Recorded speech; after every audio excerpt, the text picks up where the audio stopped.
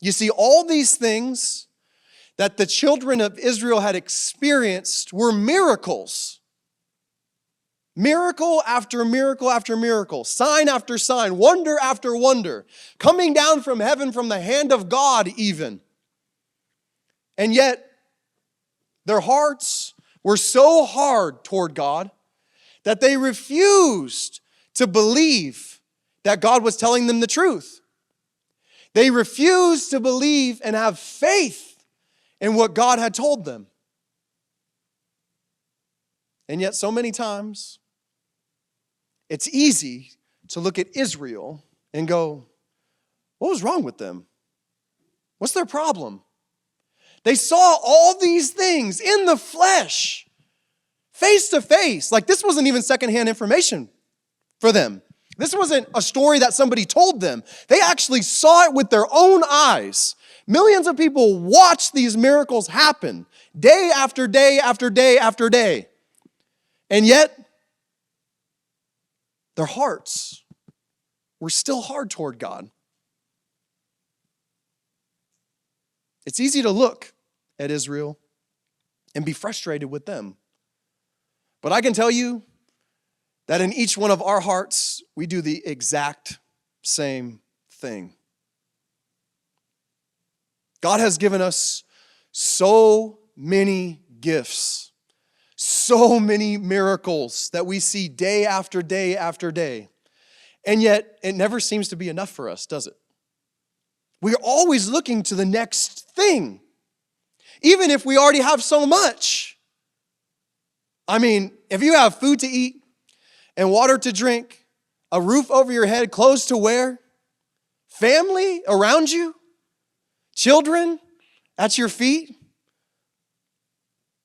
those are all miracles. Those are all gifts from God.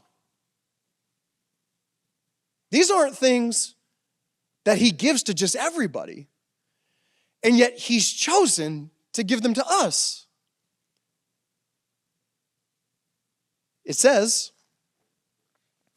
in James 1, verse 17, that every good gift and every perfect gift is from above and comes down from the Father of lights, with whom there is no variation or shadow of turning.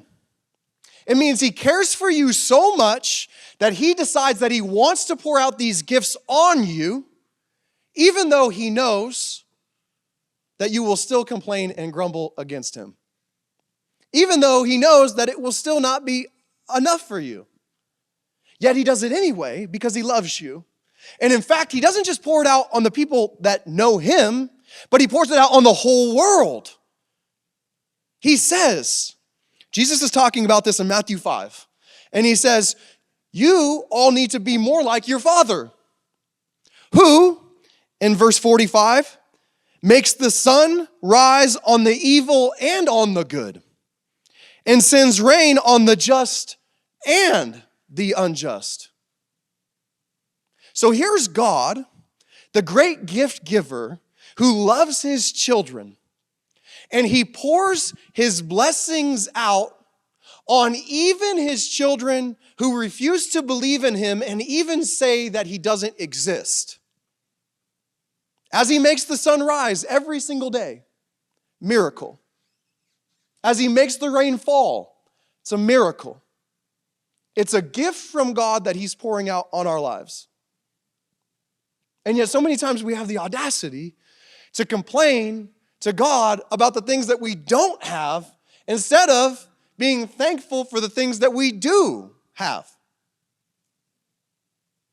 Anyone who has ever not had any of those things will tell you that those things are a miracle from God.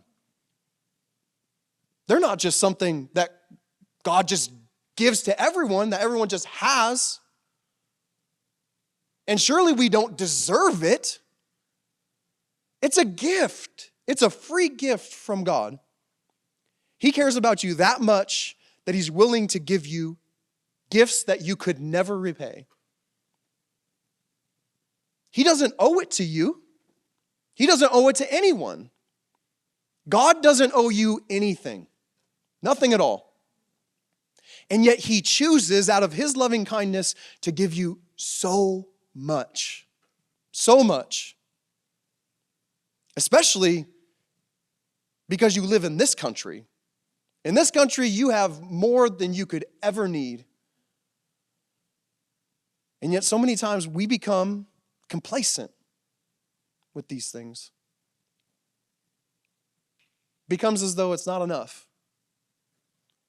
We're always hard-hearted toward God, just looking to the next thing God can do for us. But I'll tell you, always looking to the next thing will create an issue in your life. Because that next thing won't satisfy your heart, just like the last thing didn't satisfy your heart. It won't fulfill you because it's always the next thing, right? And then what happens to us is we don't look at what we already have. We look at what somebody else has. And we look at that thing that somebody else has, and we become envious of what they have instead of being thankful for what we have. And that envy that you have in your heart will steal your joy from you. So you can't even be happy about the things that you have because you're always worried about what somebody else has instead of what God has given you. But the way that you can combat that in your life, there's one way. There's one thing that defeats all envy in your life, and that is gratitude. That is being thankful for what God has already given you. Because I will tell you, there is nothing that will enrich your life like thankfulness. In the same way that envy and discontentment totally empties you of everything that God is giving you in your life because you aren't satisfied with it. In the same way, contentment, gratitude will enrich your life so much because you will see all the miracles that God does in your life every single day. And you won't take them for granted. But instead, you will bless God because of them.